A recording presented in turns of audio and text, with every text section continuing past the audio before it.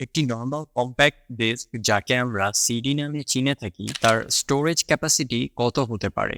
600 megabyte, 700 megabyte বা সর্বোচ্চ 1000 megabyte. কিন্তু সম্প্রতি চাইনিজ গবেষকরা এমন একটি সিডি তৈরি করেছেন যার স্টোরেজ ক্যাপাসিটি 1.6 পেটাবাইট। সহজ ভাষায় 1 petabytes is equals to 1 quadrillion bytes, যা 1 মিলিয়ন গিগাবাইটস অথবা 1000 টেরাবাইটসের সমান। আজকের ভিডিওতে আমরা জানব কিভাবে চাইনিজ রিসার্চাররা এত স্টোরেজ ক্যাপাসিটি এর সিডি বানাতে সক্ষম হলো। তার আগে আমাদের জানতে হবে কিভাবে সিডি কাজ করে। একটি সিডি আসলে পাতলা অ্যালুমিনিয়ামের একটি লেয়ার যা দুপাশে দুটি প্লাস্টিকের লেয়ার দ্বারা সুরক্ষিত থাকে। এই অ্যালুমিনিয়ামের পাতলা স্তরটির উপরে ফ্ল্যাট অর্থাৎ সমান অংশ থাকে এবং পিটস অর্থাৎ গর্তযুক্ত অংশ থাকে, যা খালি চোখে বা হাতে ধরে বোঝা অসম্ভব। এই ফ্ল্যাটস অ্যান্ড পিটস যুক্ত অংশ পুরা সিডি জুড়েই বিদ্যমান। আমরা জানি কম্পিউটারের ভাষা হচ্ছে বাইনারি, অর্থাৎ কম্পিউটার 0 অথবা 1 ছাড়া অন্য কোনো কিছুই বুঝতে পারে না। এই ফ্ল্যাটস অ্যান্ড পিটস অংশগুলো মূলত লেজারের মাধ্যমে বোঝা যায়। এই লেজারের তরঙ্গ দৈর্ঘ্য হলো 780 ন্যানোমিটার। সিডিতে যে পিটস থাকে সেগুলোর গভীরতা লেজারের তরঙ্গ দৈর্ঘ্যের 1/4 ভাগ। লেজারটি যখন পিটস অংশ থেকে ফ্ল্যাট অংশে যায় তখন আলোর প্রতিফলনের কারণে বাইনারি 1 ডেটা স্টোর হয়, আর পিটস অংশে লেজার গেলে বাইনারি 0 ডেটা স্টোর হয়।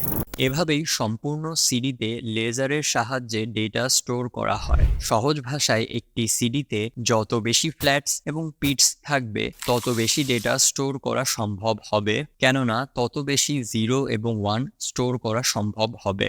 তবে আমাদের দৈনন্দিন ডেটা স্টোরেজের চাহিদা দিন দিন বাড়তে থাকায় এবং সিডি এর আয়তন একদম সীমাবদ্ধ থাকায় সিডি এর ব্যবহার দিন দিন কমতে থাকে। কেননা সিডিতে যত বেশি ফ্ল্যাটস অ্যান্ড পিটস এর ব্যবহার করা হোক না কেন, এটি খুব বেশি একটা ডেটা স্টোর করতে পারতো না। তাই যুগের সাথে তাল মিলিয়ে আমরাও নতুন নতুন টেকনোলজিতে শিফট করা শুরু করলাম, যেমন পেন ড্রাইভ, ক্লাউড স্টোরেজ ইত্যাদি। এমনকি নতুন নতুন ল্যাপটপ এবং পিসিতে সিডি এর ড্রাইভারটাই তুলে দেওয়া হলো, অর্থাৎ সিডি ব্যবহারের জন্য যে ড্রাইভার আগে ল্যাপটপ বা পিসিতে দেখা যেত তা আর নতুন ল্যাপটপ অথবা পিসিতে দেখা যায় না। এবং এই সময়টাতেই চাইনিজ রিসার্চাররা তাদের নতুন ঘরানার কম্প্যাক্ট ডিস্ক ইন্ট্রোডিউস করলো টেকনোলজি এর জগতে, যা কিনা দেখতে নর্মাল সিডি এর মতো হলেও এর স্টোরেজ ক্যাপাবিলিটি অনেকগুলা হার্ড ড্রাইভের থেকেও বেশি। মূলত যে সকল স্টোরেজ সিস্টেম সিডি এর পরিবর্তে ব্যবহার করা হচ্ছিল, যেমন ক্লাউড স্টোরেজ, পেন ড্রাইভ, এই সকল যন্ত্রপাতি সীমাবদ্ধ বা তথ্যের নিরাপত্তা শঙ্কায় ছিল এবং এটি বর্তমানেও আছে এবং ভবিষ্যতেও থাকবে। ক্লাউড স্টোরেজের কথাই ধরা যাক। 2022 সালে আমেরিকার ফ্ল্যাগস্টার ব্যাংক থেকে 1.5 মিলিয়ন কাস্টমারের ডেটা চুরির ঘটনা ঘটে। যেহেতু ক্লাউড স্টোরেজ ইন্টারনেটের সাথে যুক্ত, তাই এর নিরাপত্তা অনেক বেশি কম এবং অনেক রিস্কি। আমেরিকার সেই ঘটনার মতো ঘটনা পুরো বিশ্ব জুড়েই ঘটতে থাকে। এর পাশাপাশি এসএসডি বা হার্ড ড্রাইভগুলো ক্লাউড স্টোরেজের সমান বা বেশি স্পেস দিতে পারলেও এগুলো স্ট্রং ম্যাগনেটিক ফিল্ড এর সংস্পর্শে আসলে খুব সহজেই ডেটা বিনষ্ট হয়। এছাড়াও এগুলো নষ্ট হয়ে যাওয়ার ভয় তো থাকেই। সেই বিবেচনায় 2024 সালে চায়না এর সাংহাই ইউনিভার্সিটি এবং পেকিং ইউনিভার্সিটি এর রিসার্চাররা মিলে সিডিকেই নতুনভাবে অর্গানাইজ করার রিসার্চ শুরু করেন। চাইনিজ এই সিডিগুলোর বিশেষত্ব হলো, আগে যেখানে একটি সিডিতে একটি অ্যালুমিনিয়ামের লেয়ার থাকতো, সেখানে এই সিডিগুলোতে 100টিরও অধিক অ্যালুমিনিয়ামের লেয়ার থাকবে, কিন্তু এই লেয়ারগুলো থাকবে কম পুরুত্ব বিশিষ্ট।